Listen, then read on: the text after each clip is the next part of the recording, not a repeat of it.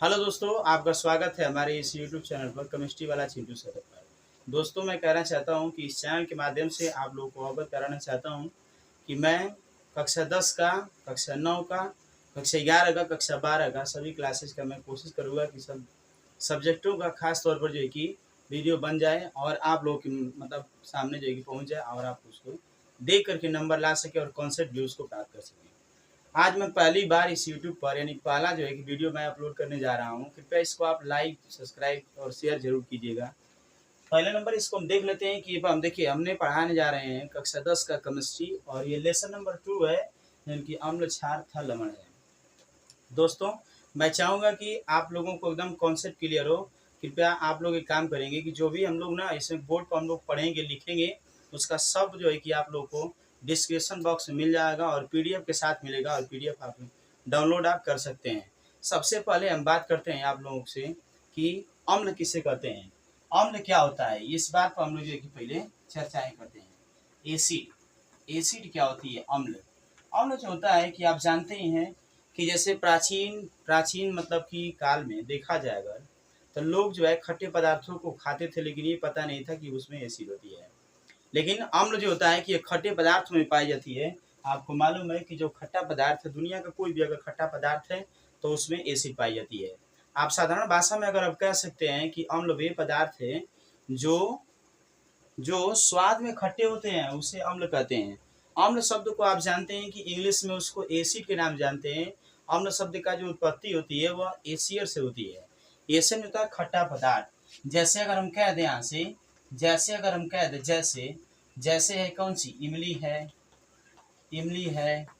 उसके बाद यहाँ से आम है, आम अर्थात तो कच्चा आम को हम बात करें, कच्चा आम कैसा लगता है, हम मतलब खट्टा लगता है ना, ये आम हो गया। उसके बाद जो है कि संतरा हो गया, नींबू हो गया, नींबू हो गया, नींबू। ठीक है दोस्तों, आप सभी को मालूम करा दें भी सबको, है ना। ये बन गया हम लोग का इमली, आम, संतरा, नींबू, सब एकदम आने वाले और भी यानी बहुत काफ़ी मात्रा में खट्टे पदार्थ आपको मालूम है, खाए भी हैं, देख भी रहे हैं। तो इसलिए इसको हम लोग क्या कहते हैं, एसिड कहते हैं। और इसकी परिभाषा पूरा आपको डिस्क्रिप्शन बॉक्स में मिल जाएगा। आप क्लिक कीजिए और तुरंत आप जो है कि वहाँ पर एक पीडीएफ के रूप में मिलेगा आपको। उस पर जैसे क्लिक करेंगे तो आपके मतलब मोबाइल में यानी आपकी स्क्रीन पर जरूर जो है कि दिखाई देगा हमारा पीडीएफ, यानी हैंड राइटिंग लिखा हुआ है, यानी कि लिख करके पूरा उस पर हमने दिया है। चूँकि इस पर आपको समझा दे रहे हैं, उस पर जो है कि आपको पूरा पीडीएफ आपको प्रोवाइड हो जाएगी। ठीक है दोस्तों, अब देखिए जैसे इसको ना एक वैज्ञानिक था, उसका नाम आर्हीनियस। आर्हीनियस के अनुसार अम्ल कितने माने किसे कहते हैं अम्ल, माने आर्हीनियस ने बताया था। आर्हीनियस के अनुसार देखिए, आर्हीनियस आर्हीनियस आर्हीनियस के अनुसार, आर्हीनियस के अनुसार अम्ल किसे कहते हैं, तो आर्हीनियस ने इस बात को बताया था कि जो अम्ल है ना, जल में जैसे उसको घोलते हैं तो वह वियोजित होकर के, दो आयनों में वियोजित होकर के धनात्मक आयन में, धनावेशित आयनों में हाइड्रोजन आयन देने की प्रवृत्ति रखता है। जैसे यहाँ से Cl है ना दोस्तों ना, ये इसको जैसे हम लोग पानी में घोल देंगे यहाँ से जल में, तुरंत यह H पर पॉजिटिव और Cl पर निगेटिव देगा।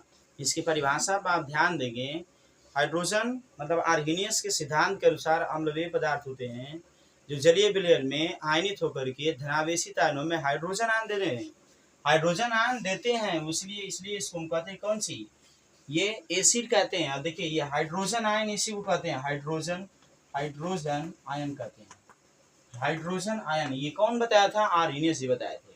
ऐसा कुछ नहीं कि मतलब एक ही आप एग्जाम्पल के थ्रू आप समझ जाएं, दूसरे एग्जाम्पल भी दिख सकते हैं।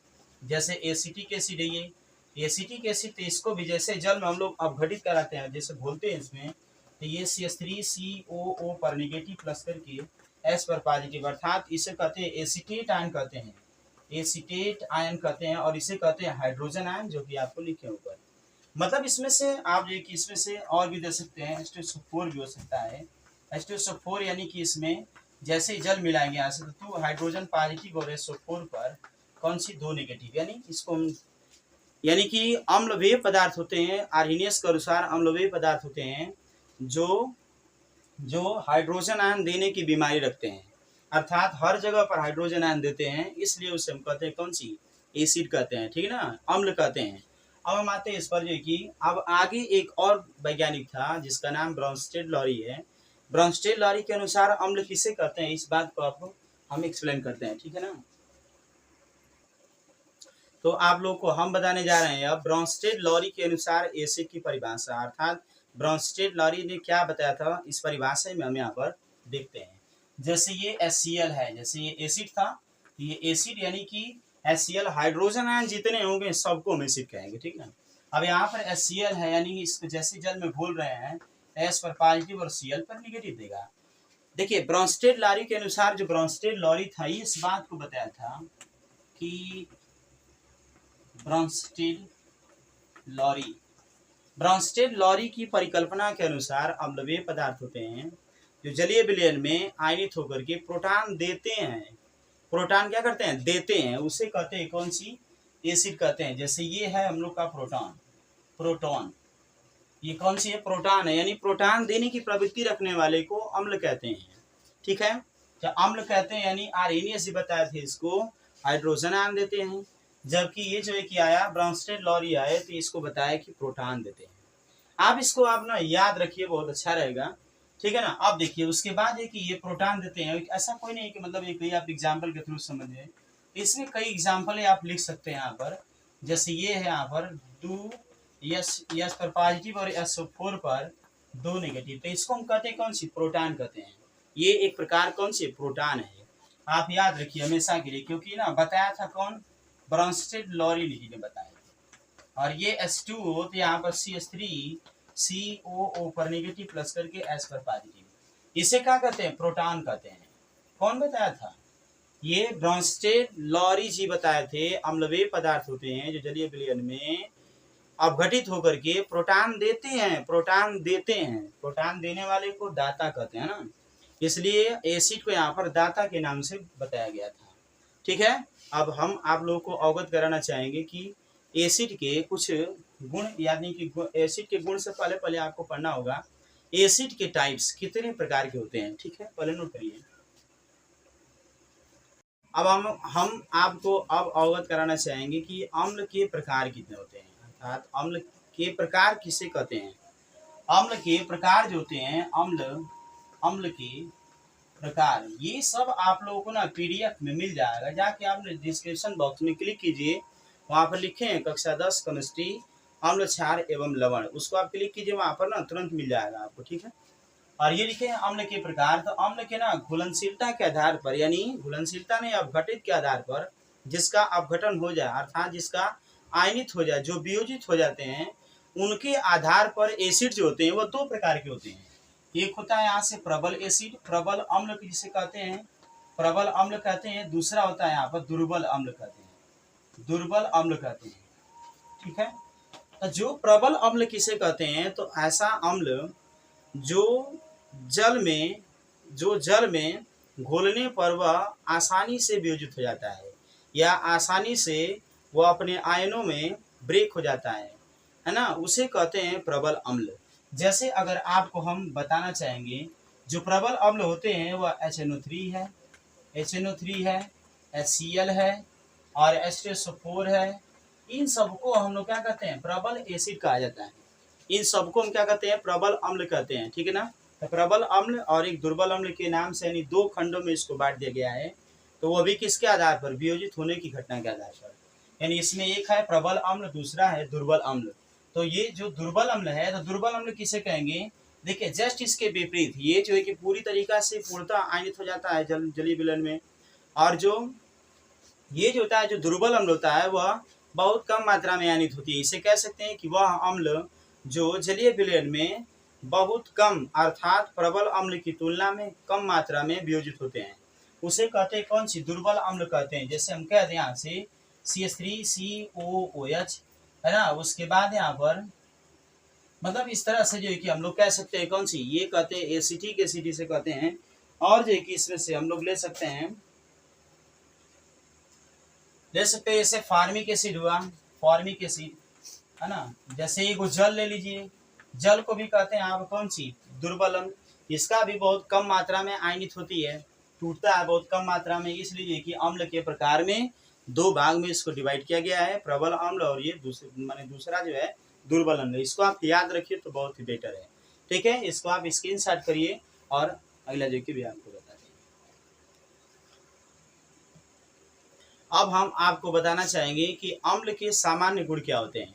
अम्ल के सामान्य गुण किसे कहते हैं, तो हम आते हैं यहाँ पर अम्ल के सामान्य गुण। देखा जाए तो अम्ल के सामान्य गुण ना एक देखने के आधार पर और इसके मतलब कि परिवर्तन के आधार पर है ना, दो प्रकार के होते हैं। कौन कौन सा, एक होता है भौतिक गुण, दूसरा होता है इसका रासायनिक गुण। रासायनिक गुण का मतलब किसी के साथ अगर अभिक्रिया कराते हैं तो वह क्या बना लेता है, इस बात पर डिपेंडिंग करेगा। ठीक है, तो अम्ल के जो सामान्य गुण है इसमें जो है कि पहला पॉइंट होगा हम लोग का भौतिक गुण, यानी अम्ल के भौतिक गुण क्या होते हैं इस बात पर हम चर्चा करते हैं। अम्ल के भौतिक गुण किसे कहते हैं, मतलब कि अम्ल जो है कैसन लगता है स्वाद में, तो स्वाद में आप सभी को पता है, अभी बतेबे किए हैं कि स्वाद में ना ये खट्टा होता है, स्वाद में खट्टा होता है, तो अम्ल कहते हैं। अम्ल जो होती है, जो अम्ल होता है स्वाद में तो खट्टा होता है ना। और एक और बात इसमें, यह जलीय विलयन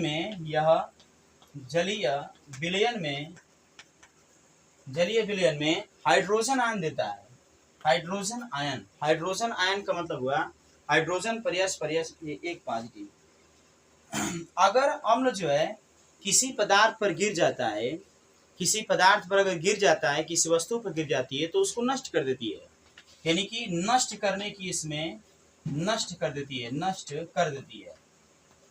ठीक है, नष्ट कर देती है। एक और इसमें जो है कि आप लोग को याद रखना होगा, ये जैसे ही गिरेगा ना, अगर मान लीजिए अगर ये त्वचा पर गिर जाता है, शरीर के किसी विभाग पर अगर गिर जाएगा तो क्या करता है, फफोले पैदा करता है। यानी कि जो अम्ल होता है वह त्वचा पर फफोले पैदा करता है, फफोले पैदा करता है। इस बात को आप एकदम ध्यान से सुन लीजिए। एक बहुत ही महत्वपूर्ण पॉइंट बताने जा रहे हैं जो कि बहुत ही महत्वपूर्ण है। अम्ल क्या करता है ना कि नीले लिटमस पेपर को लाल कर देता है। क्या करता है, नीले लिटमस पेपर को लाल कर देता है। ठीक है ना, ये जो है लाल कर देता है, याद रखेंगे, क्या दिक्कत है भाई, है ना। तो भौतिक गुण यही सब है इसके, बहुत ही मैंने ऊपर चीज इसके हम लोग नोट करते हैं और कुछ बड़ी बात नहीं है। ठीक है ना, भौतिक गुण मैंने कि स्वाद में खट्टा होता है, या जलीय विलयन में हाइड्रोजन आयन देने की प्रवृत्ति रखता है, या किसी वस्तु पर गिर जाए तो उसको नष्ट करने की प्रवृत्ति रखता है, या जो है कि त्वचा पर फफोले पैदा करता है, जिसमें ये नीले पेपर को लाल कर देता है। ठीक है ना, ये है इसकी परिभाषा है, अरे भौतिक गुण है। अब हम लोग चलते हैं इसके रासायनिक गुण पर। रासायनिक गुण इससे क्या क्या होती है हम आपको पूरी बात बताएंगे। ठीक ना, इसमें जो है कि आपको डिस्क्रिप्शन बॉक्स में जैसे क्लिक करेंगे तो आपको निकल जाएगा PDF सहित, यानी निकाल लेंगे, नोट्स पूरा ले लेंगे और नोट्स करके जितना हम पढ़ा रहे हैं सब बात आपका डिस्क्रिप्शन बॉक्स में मिल जाएगा। ठीक ना बच्चों ना, अब इसको जो है कि आप स्क्रीनशॉट कीजिए पहले। अब हम आपको बताना चाहेंगे कि अम्ल के रासायनिक गुण किसे कहते हैं, यानी किसे किसे क्रिया करके क्या क्या बना लेता है, इस बात पर उसको अम्ल के रासायनिक गुण को बताई गई है।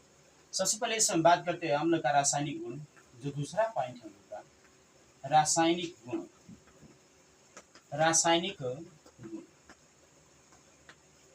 अम्ल का रासायनिक गुण में सबसे पहली जो हेडलाइन रहेगी, सबसे महत्वपूर्ण हेडलाइन, धातुओं के साथ अभिक्रिया। पहला पॉइंट इसमें रहेगा, इसमें ए पॉइंट करके धातुओं के साथ अभिक्रिया। धातुओं